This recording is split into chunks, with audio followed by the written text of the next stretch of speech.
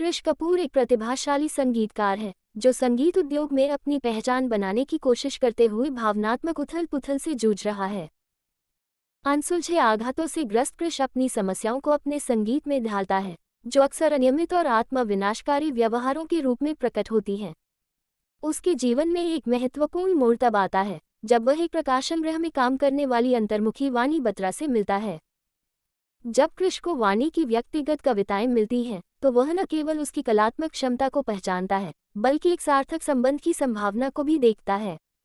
वानी को आखिरकार उसकी याद आती है और वह भावुक होकर अपने प्यार का इजहार करती है।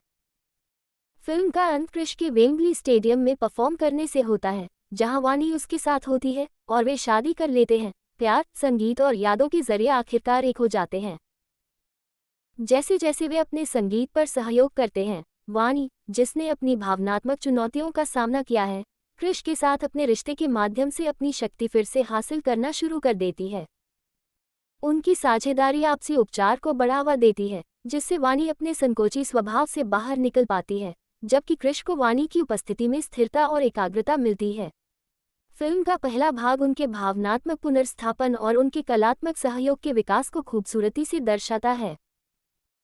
हालांकि कहानी में एक मार्मिक मोड़ तब आता है जब वानी को अर्ली ऑनसेट अल्जाइमर रोग का पता चलता है, जिससे वह न केवल रोजमर्रा के विवरणों को भूलने लगती है, बल्कि कृष के लिए अपने प्यार को भी भूल जाती है।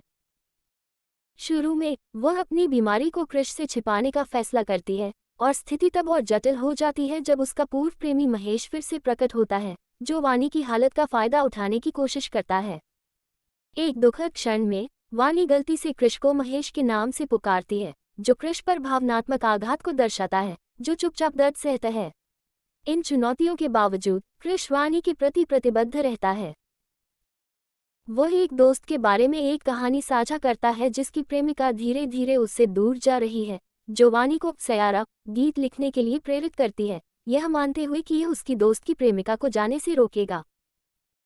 जब वानी अचानक कृष के जीवन से गायब हो जाती है, तो वह उसे ढूंढने के लिए सयारा की सफलता पर निर्भर करता है, और उसके प्रयासों से यह गीत एक वैश्विक सनसनी बन जाता है।